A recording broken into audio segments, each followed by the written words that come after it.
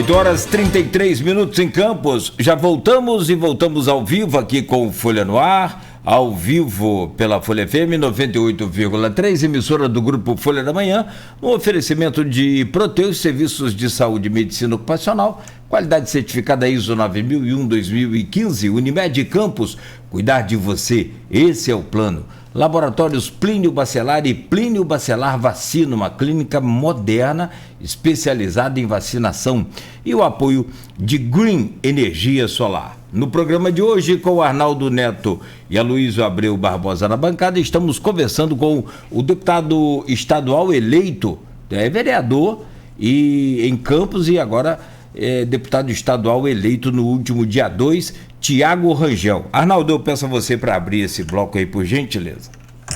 Tiago, nós falamos sobre a Câmara de Campos, falamos sobre a LERJ, Câmara dos Deputados, Senado, Governo do Estado. Agora vamos chegar à eleição que ainda, para nós aqui do Rio de Janeiro, ainda é a única que resta, que é a eleição a presidente da República. Uma eleição polarizada há algum tempo já, nesse embate já entre o Jair Bolsonaro e o Lula, já vem polarizado há algum tempo, e tem algumas nuances aqui na região que, mesmo sem falar de pesquisas, poderíamos antecipar. Falávamos nós três aqui, tanto o Nogueira, o Luiz, eu, que na região Bolsonaro seria mais votado, independentemente do resultado à eleição. Como que você viu o desempenho desses candidatos, Lula e Bolsonaro, no cenário nacional do primeiro turno? Era realmente o que se esperava? E fazendo esse recorte, essa região, você acha que tem mais espaço para Bolsonaro crescer? Essa região nossa tem mais espaço para Bolsonaro crescer mais, ou Lula pode emplacar alguma reação aqui no Norte Fluminense? Olha, o resultado foi esperado, eu já esperava esse resultado entre os dois, e eu acho que está muito polarizado essa eleição, né?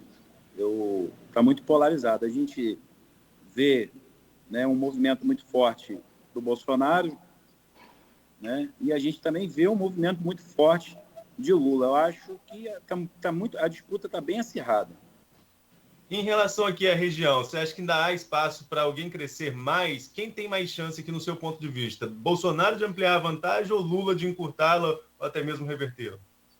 Acho que, né, na primeira eleição quem teve mais votos foi o Bolsonaro, não foi? Na nossa região? Isso, sim. Obviamente, o Lula aí ele tem tendência em trabalhar para poder crescer, né? Essa votação aí. Né? Tiago, queria saber da sua posição, né? Da sua posição pessoal em relação a em quem você votou. Voto secreto, mas enfim, você é uma pessoa pública, né? Quem você votou para presidente no primeiro turno e com quem você vai caminhar politicamente para o segundo turno? Olha, eu sou muito partidário, sabe, Aloysio? A presidente nacional, a Renata, do Podemos, ela delegou para os presidentes regionais para caminhar de acordo com que o partido, o presidente quisesse, né? Então, aqui, especificamente do Rio de Janeiro, eu me tornei hoje o coordenador estadual do partido, junto com o Patrick Webb. Eu estou fazendo essa construção do partido no estado do Rio de Janeiro, né, como coordenador, coordenando, inclusive, indicações agora partidárias nos municípios, né? A gente pretende fazer muitos prefeitos e vereadores. E a posição do partido é manter a neutralidade. Então, eu estou seguindo o partido.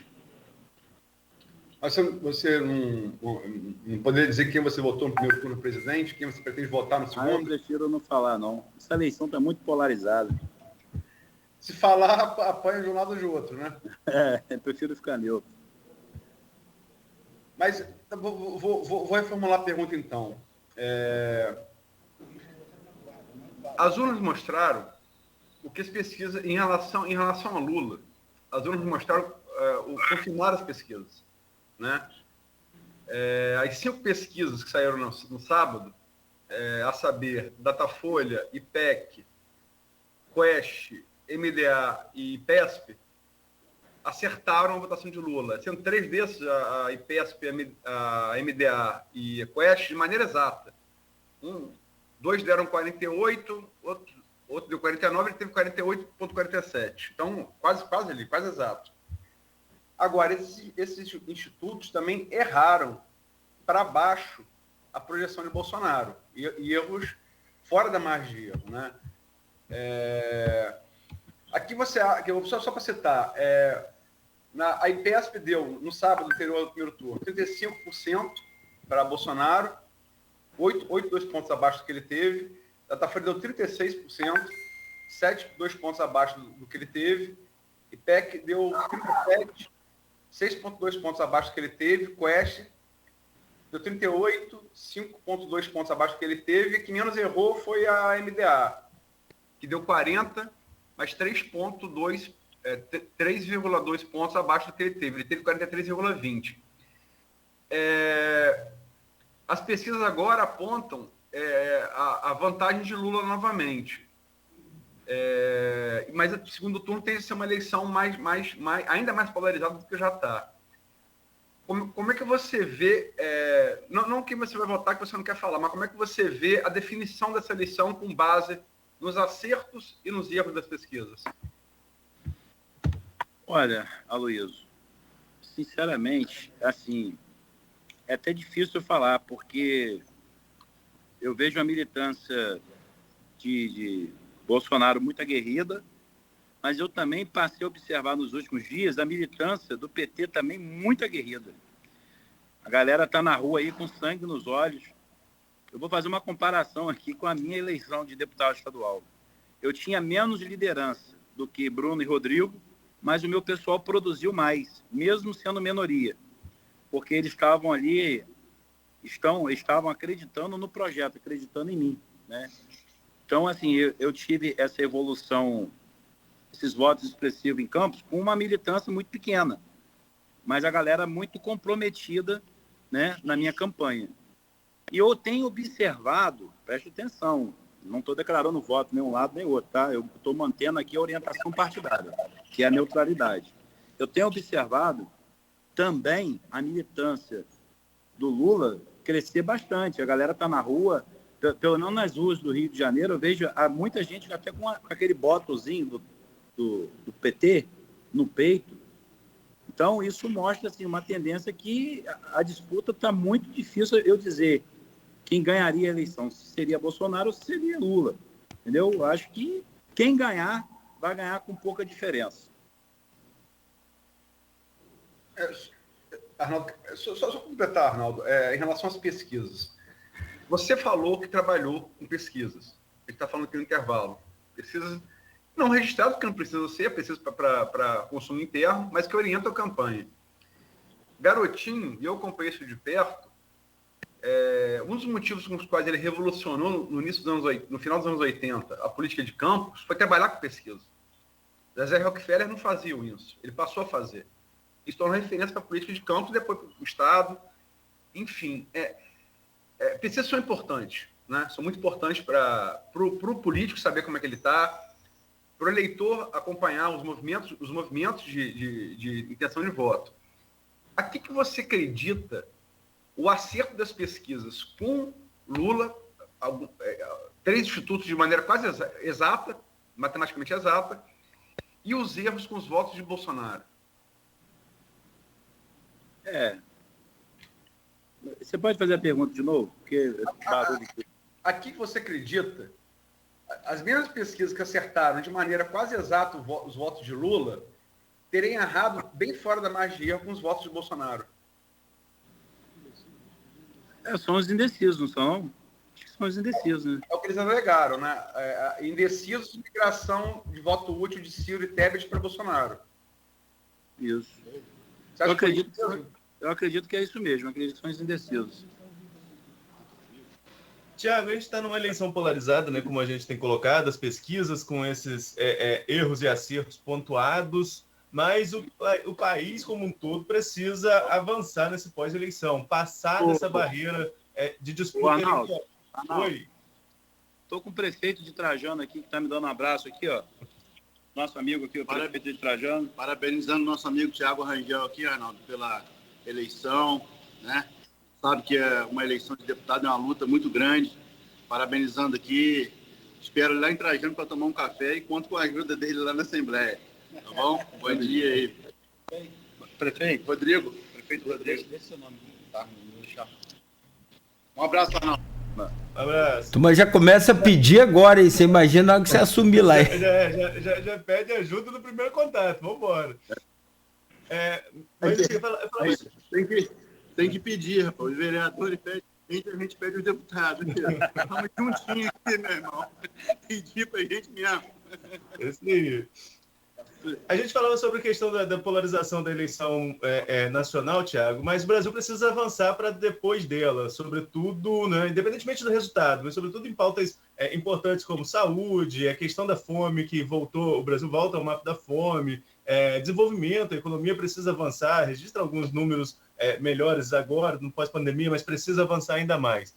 Por outro lado, as bancadas mais fortes vão ser as bancadas ligadas a Bolsonaro e a Lula, independentemente de quem ganhar, mas as bancadas maiores são ligadas aos dois candidatos que estão à frente.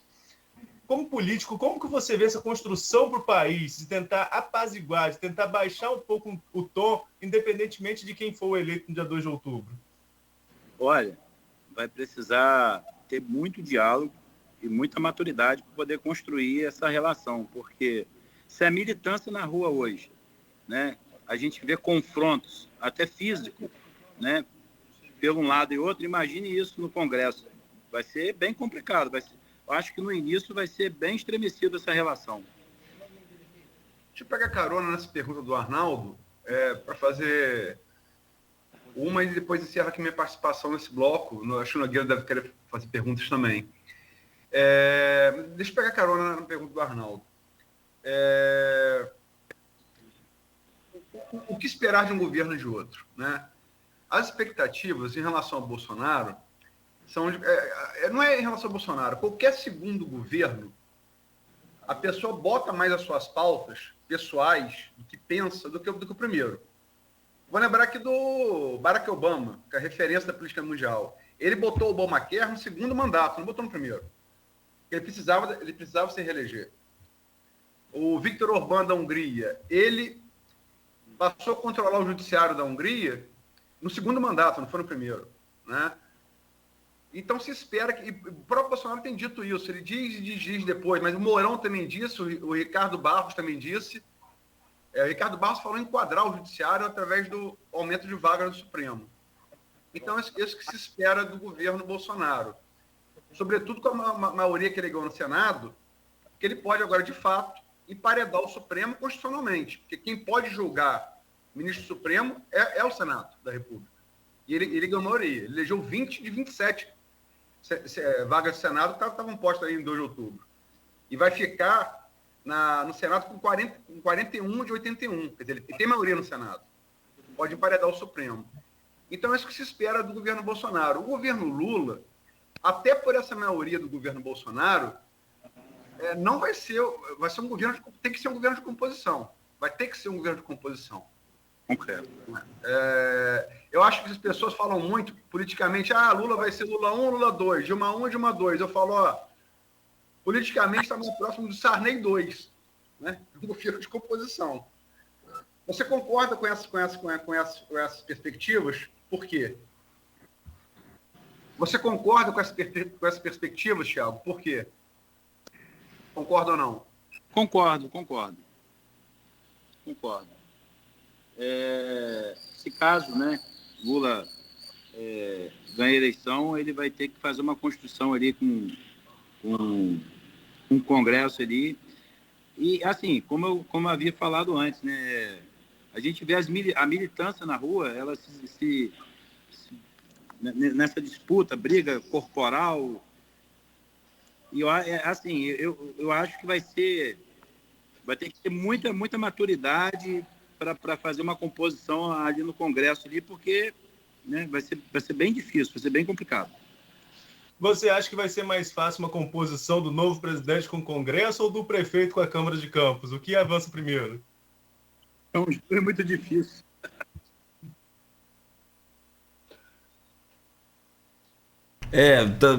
Por enquanto está sem esteira, né? Ainda tem muros aí. Tiago, você teve 39 votos lá em Trajano de Moraes. Aí o prefeito Rodrigo Freire Viana estava pesquisando aqui e tive acesso a essas informações. Como o Arnaldo disse, 83 municípios em que você pretende aí voltar agora para agradecer os votos. Como é que vai ser esse pós-eleição seu? E, aliás, hoje você está a caminho aí do Rio, como a gente já falou. Já é alguma reunião para traçar aí planos para a eleição da Alerj? Eu tenho conversado com vários deputados, como a gente também formou o nosso bloco, né? É um bloco que a gente construiu. A gente está ouvindo, né, vários deputados. Inclusive, hoje eu vou estar almoçando com o Chico Machado e provavelmente no final da tarde eu vou passar no Palácio, na Secretaria de Governo, lá para visitar o Rodrigo. Eu vou tomar um café lá, se ele estiver por lá. Vou estar hoje com um deputado que é da minha bancada, o Arthur Monteiro, e aí com o Deodalto também. Então a gente tem, assim, a gente está conversando, na verdade eu estou passando a conhecer os outros colegas parlamentares, né, porque a gente precisa agora de fazer essa composição para até a gente se fortalecer, né? A gente tem que andar em bloco. E, assim, hoje mesmo eu estou indo para o Rio porque eu tenho um compromisso com o Chico e provavelmente no final da tarde eu vou passar lá na Secretaria de Governo para falar com o Rodrigo. A eleição da mesa diretora da Alerj, acredito que ela vai definir de janeiro para frente. A hora que o governador bater o martelo e falar assim, esse é meu candidato. A hora que o governador entrar no jogo, aí sim, aí a gente vai conseguir medir isso, entendeu? O governador até agora ele não se posicionou, né? Todo mundo sabe disso, ele não se posicionou. Em nenhuma das conversas ele tendencia nada para ninguém. Então, Rodrigo também não se posicionou, apesar de a gente ouvir especulações do nome dele, mas ele também não se posicionou como candidato, né? Então, assim, está tudo muito indefinido ainda. Só especulações. Muito bem. Aloysio, algo mais aí? Não, da minha parte, não. Arnaldo fez uma ponte boa aí de união federal para voto municipal. Uhum. Acho que esgotamos, até porque não adianta apertar, ele não vai revelar o voto dele mesmo. Eu acabei voltando também com esse assunto, peço desculpa, mas é recorrente, né? Essa coisa de programa ao vivo. Mas tá agora, bom. Sim, só pois uma não. coisa, eu acho que esses 39 votos que você pesquisou bem aí, Nogueira. Aqui, eu gostaria de saber, vocês vão votar em quem para presidente? Que? Vocês. Eu vou declarar voto publicamente no dia 28. Mas você vota em quem? Não, vou votar É dia 28. Vamos anunciar as vésperas. Minha chapa completa uma semana antes de 2 de outubro. Anunciei Ciro Gomes, governador Rodrigo Neves, senador Molon, federal Cristiano Auro e estadual professor Alexandre. Não sei publicamente, eu sempre faço isso. E Cláudio? Vai votar em quem, Cláudio? Presidente? Dia 27 eu vou revelar. Agora falta Arnaldo. 28, 27. O meu um dia antes de Aloysio. Arnaldo já tem voto declarado. Não tem voto declarado, não. Não tem voto, não, mas não tem problema também. Nesse segundo turno também vou declarar voto, sim, lá na semana da eleição. Bom, é o que você falou. A Aloysio coloca muito bem essa questão de sempre pontuar o voto, de declarar o voto. É importante, sim, e que não atrapalhe aqui o nosso trabalho de forma nenhuma. A gente faz todo o esforço possível e inimaginável para ser imparcial, e isso é condição da nossa criação, da nossa formação profissional. Mas, sobretudo, Tiago, você falou uma coisa bem interessante aí, e a Aloysio falou também, todos nós temos dito isso aqui, está muito polarizada a eleição. A Aloysio ainda falou, você apanha de um lado ou de outro, você acaba apanhando. Então, o que a gente precisa, principalmente como órgão de imprensa, é trabalhar de forma assim muito, muito, muito profissional para que esses ânimos aí sejam acalmados, né? Eu quero te agradecer, caso o Arnaldo não tenha mais nenhuma pergunta também, Tiago, e dizer que foi muito boa a entrevista com você, desejar aí boa sorte no seu mandato e, claro, é evidente, vamos estar aqui sempre à sua disposição, tanto para reconhecer o seu trabalho, quanto para te cobrar também, né, em virtude aqui de ser o representante da nossa cidade e da região também, de 92 municípios, na verdade. Boa sorte para você, boa viagem hoje aí, obrigado pela entrevista. Obrigado a vocês aí por abrir esse espaço e quero agradecer aí o Arnaldo, você, Cláudio, o Aloysio, agradecer a todos vocês aí pela belíssima audiência aí do Folha 1. Ok. Aloysio. Agradecer ao Thiago pela entrevista, desejar sorte nesse finalzinho de mandato como vereador. E sobretudo foi bom esclarecer que ele vai ficar até o final, né, porque estava se especulando com força que ele poderia sair para Edson assumir, e sobretudo desejar sorte no mandato aí dele de estreia na Alerj, que acho que não tem parlamento onde os interesses de Campos, da região, se façam mais representados, né, e desejo sorte a ele e a todos os demais, os outros 5 representantes do Norte e Noroeste que foram eleitos à Assembleia Legislativa. Obrigado, Thiago. Obrigado a vocês. Arnaldo Neto. Opa, também mais uma vez parabenizar o Thiago, agradecer aqui pela entrevista. A Luiz lembrou bem da questão da nossa representatividade. Nós tivemos em 2018 7 eleitos aqui na região, quase repetimos o número. A diferença é o do Elbert, prefeito de Macaé, né, porque saiu ali para ser prefeito. Mas, infelizmente, no meio do caminho, devido à pandemia, perdemos 2 representantes, o Thiago, o Gil e o João, né? Thiago não, o Gil e o João, que perdemos aí na pandemia. E agora entram Thiago e Carla Machado, 2 nomes também da região, novos, e repetimos a eleição do Rodrigo e do Bruno. Aqui, o número de representantes da região é importante a gente firmar, pelo menos. Tivemos 10% na última e agora quase esse número de novo, e que a atuação possa ser para a região, né? Que a gente tenha essa interlocução, e Thiago é agora mais uma figura que a gente tem essa interlocução das pautas de interesse de Campos junto ao governo do estado. Boa sorte e sucesso aí na caminhada. Obrigado, gente. Fique com Deus. Um abraço. Abração aí, boa viagem, obrigado. São 8h56. Conversamos ao vivo aqui com o Tiago Rangel, deputado estadual eleito no último dia 2 de outubro. Ele falou um negócio interessante aqui para fechar. São 20.500 e poucos votos em Campos. Até antes de começar o programa, ele falava, o Cláudio, acho que nem na época de João Peixoto, no auge lá dos seus 5 mandatos de deputado e tal, 7 mandatos, né? Ele não teve tanto voto assim em Campos, tinha no geral, em Campos, e de fato foi uma votação muito expressiva, assim, muito, muito expressiva. Como ele disse, sem nenhum padrinho, né? Então, fechamos aqui essa entrevista. Aloysio, se você quiser comentar aí sobre a entrevista, temos 3 minutos ainda. Arnaldo Neto também, senão a gente já parte para o fechamento para amanhã de volta às 7h10 da manhã. Aloysio. Acho a entrevista boa, consistente, disse coisas importantes em relação a Vladimir, em relação ao Rodrigo também. Acho que a posição dele entre esses 2 grupos está mais ligada a Vladimir, mas, enfim, ao mesmo tempo falou que deu a entender que seria importante Rodrigo, por ser um parlamentar aqui de Campos, fosse eleito alérgico, que mostra realmente uma postura independente, né?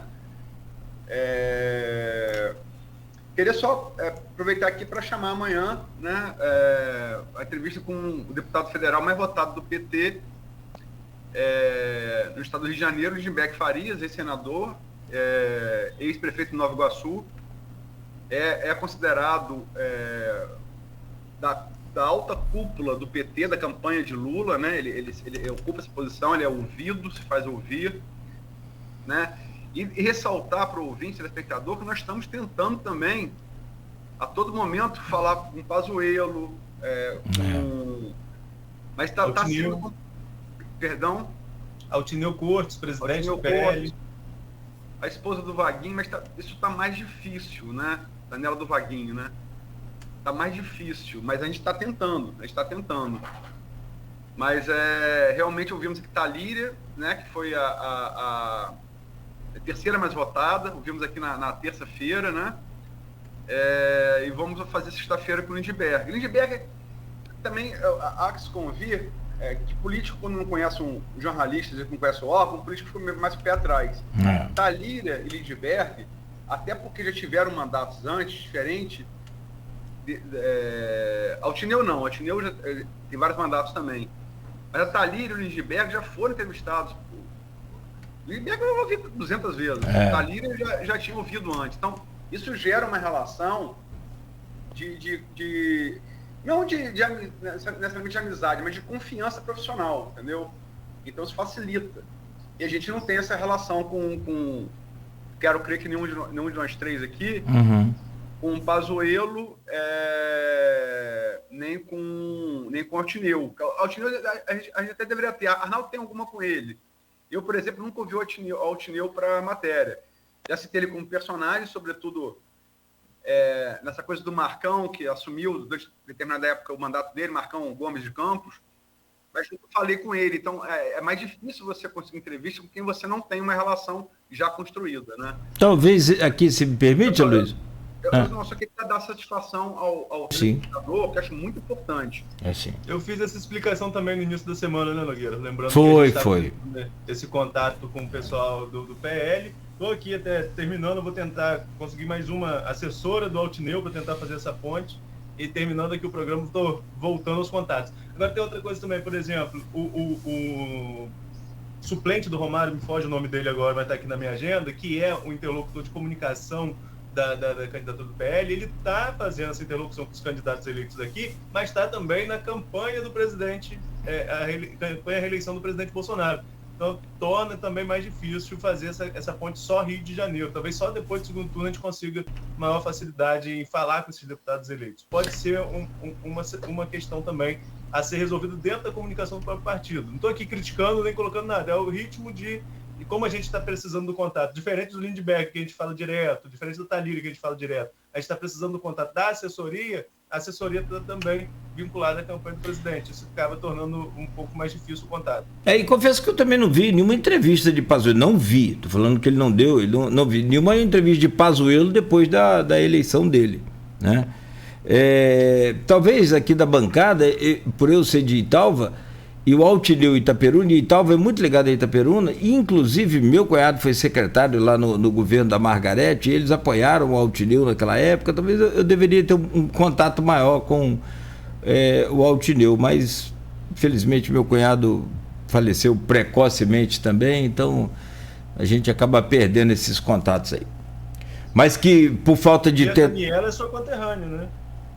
Ela é de Italva, não é? Daniela de Vaguinho, isso aí. Mas eu acho que ela saiu de lá muito cedo também, e de outra geração, né? Eu não cheguei a conhecê-la em Italva.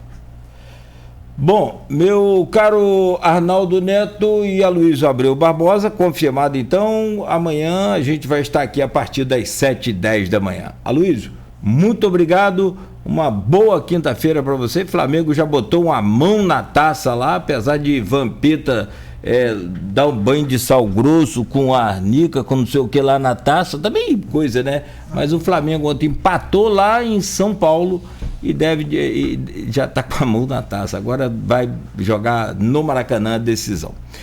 Parabéns para vocês aí, antecipado. Campeonato, eu vou lembrar a frase famosa do Tancredo, que esse dia o conterrâneo de Arnaldo, o Vitor... O nome dele? Arnaldo que sabe aí. Zé Vitor. Essa frase do Tancredo é boa, eu acho que vale para futebol, para a eleição. né? Eleição, mineração, ele é de Minas, Tancredo era de Minas, né? Só após a apuração. Então vamos... O jogo só... Quem que falava aquela também? O jogo só acaba quando termina? Neném Prancha. Neném Prancha também. Futebol. Filósofo. Eu acho que ele e Vicente Mateus, presidente do Corinthians, acho que era... O Vicente Mateus era uma besta, né? Era uma besta, quadrado, sim. O Neném tinha uma sabedoria popular... Muito grande, muito grande. Contar que o Neném Prancha foi descobridor de grandes talentos. O Neném, por exemplo, foi quem descobriu Leandro de Freitas, jogando pelado Copacabana, levou ele para treinar no primeiro Fluminense, eles fizeram a besteira de dispensar e ele foi para o Botafogo. E só foi ser campeão no Vasco, pelo Expresso da Vitória. E Neném dizia, é um grande frasista, né? Neném tem uma frase, ele falando sobre Didi, né? Que é o maior jogador da história de Campos, um dos maiores meio-direitos da história do futebol mundial.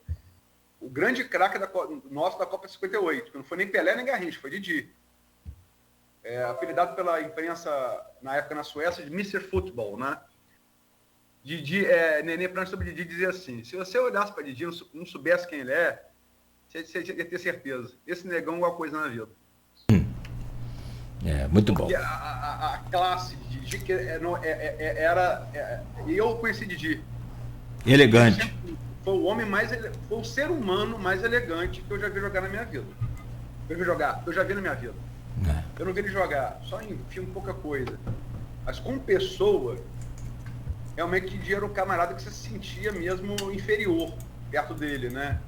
Ele era de uma elegância de gesto, de fala, que realmente dá até pena você não ter visto jogar, né? Porque... E quem viu disse que era a mesma coisa, né? Essa definição de Nenê Prancha eu acho fabulosa sobre... É outra muito famosa também, meu filho, vai pra bola como quem vai pro prato de comida. Boa. Ele também, é um grande filósofo de futebol. Nenê Prancha. Arnaldo Neto, bom dia, muito obrigado e até amanhã, se Deus quiser. Valeu, Nogueira, até amanhã a partir das 7h10, Aloysio. Bom dia aí para todos os nossos ouvintes. Amanhã, como já falamos, vamos começar com o Lindbergh. Mas só falar de futebol rapidinho, já que você rolou a bola aí, Nogueira. Teve o banho de Sal Grosso lá, que foi uma imagem, dá até um susto, do nada, pareceu uma Vampeta jogando Sal Grosso na Taça da Copa do Brasil. E o jogo de ontem foi um jogo tecnicamente bem estudado, um time estudando no outro, mas nem parecia uma final, né? A torcida do Corinthians não cantava, logo a torcida do Corinthians, segunda maior torcida. Espero que no Maracanã tenha mais cara de final, seja um jogo mais com vontade de ganhar dos dois lados. Achei um jogo morno, apesar de tecnicamente o Flamengo ter engolido o Corinthians no esquema tático, enfim, mas faltou vontade de vencer tanto de um lado quanto do outro. Vamos ver se no Maracanã seja um pouquinho melhor na próxima quarta-feira. E só para fechar, quem quiser ter uma dica legal, esqueci o nome aqui de um documentário da Copa de 2002, tá no Netflix, muito bom. Aliás, um documentário muito completo, Luiz, você já viu? Muito bom. Depois Estou buscando aqui. O nome, né? Nome, Eu que estou atrasando o programa aqui, tá, gente? Pode ficar tranquilo aí, Arnaldo, sou eu que puxei esse. Para ter uma indicação realmente muito bom, pareceu uma segunda. Muito bem, ele ouve todo mundo, ele ouve os caras envolvidos. Ele ouve aquele goleiro da... Desculpa, Nogueira. Brasil 2002, Bastidores do Penta. É o nome do documentário. Muito bom, eu gostei. Ele ouve Oliver Kahn, protagonista também. Aliás, a escola alemã, muito boa para goleiros, né? Desde Sepp Maier, aquela coisa toda. A Luísa achou lá também. Muito bom. Bom, e a gente nem sabe como é que a seleção ganhou aquele Mundial, né? Vendo os bastidores, a gente entende. Gente, ó... Só para fechar, é interessante constatar que aquelas cenas, a maioria delas foram gravadas por Belletti, que era lateral direito de São Paulo, reserva de Cafu. As cenas existem porque Belletti, em 2002, não tinha facilidade de celular filmar como tem hoje, né? E Belletti levou uma filmadora. A maioria daquelas imagens só existe porque Belletti, e logicamente que os companheiros dele de seleção se abriam diante da câmera de Belletti como não se abririam diante da câmera de um repórter, né? Sim. Sem dúvida, então, sem dúvida. E só para lembrar também que a gente vai disputar uma Copa do Mundo agora, depois da eleição, aquela final contra a Alemanha foi o último show tem 20 anos, mais de 20 anos, que o Brasil ganhou de uma seleção europeia em jogo eliminatório de Copa do Mundo. Né? De lá para cá, 2006 dançamos contra a França Zidane, 2010 dançamos contra a Holanda de Sneijder e Robben, 2014 o 7-1, não precisa nem falar, e 2018 a Bélgica, né, de De Bruyne e Hazard. Então, ou seja, o Brasil só vai ser campeão, por óbvio, do mundo de novo quando ganhar de europeu em jogo eliminatório, né? Porque todos que o Brasil disputou desde aquela final de 2002 a gente perdeu. E só para lembrar, desculpa, Nogueira, tô aprendendo, né? Mas eu gosto muito de basquete também. Falei que quando a morte de Kobe Bryant tem muito sentido. Kobe Bryant está para o basquete, como talvez Messi ou Maradona esteja para o futebol. Se Michael Jordan foi Pelé, abaixo está Kobe Bryant. E tem também o time da Olimpíada de Pequim, né? Time da redenção, porque o basquete americano, no Kobe Bryant foi o grande astro, né? Ele e fugindo o nome agora do outro jogador, eles ganharam a Olimpíada de Pequim porque eles tinham perdido a de Atenas em 2008, Pequim, né? Em 2004 de Atenas eles perderam para a Argentina, que foi campeão do mundo, e depois perderam o Mundial para a Grécia. Eles nunca viram, eles só tinham perdido na época que tinham jogadores amadores, perderam com jogadores profissionais da NBA, né? Outro jogador também acho daquele time, LeBron James, que é hoje ainda considerado o maior do mundo, né? E muito bom documentário também, muito rico, né, da preparação que foi como o Brasil. Eu acho que é legal, é legal porque o time da redenção, porque Redeem, né? Redeem porque o primeiro com seleção americana com jogadores de basquete profissionais foi o Dream Team. Então tem essa gap em inglês, Redeem com Dream, entendeu? E foi o time que reconduziu, né, o basquete dos Estados Unidos ao topo onde ele até hoje ocupa. E espero que sirva de lição para a gente. A gente já teve no topo do futebol mundial e precisa reconquistar isso, né? Os americanos provam que isso só pode ser feito através de muita preparação, muita dedicação de atletas já consagrados e milionários, humildade, né? Humildade, talvez falte para craques como o Neymar, né? Acho que o Neymar podia ver esse documentário para ver como é que atletas como Kobe Bryant e LeBron James se portaram, né? Para que a gente reconquiste a posição protagonista no esporte e no futebol que já foi nossa, né? E não é mais algum tempo. Verdade. Gente, 9h11. Muito obrigado mais uma vez a Luiz, obrigado Arnaldo, a você que nos acompanhou até aqui. A gente volta amanhã no oferecimento de Proteus, Unimed Campos, de Laboratórios Plínio Bacelar, de Plínio Bacelar Vacina e com o apoio de Green Energia Solar.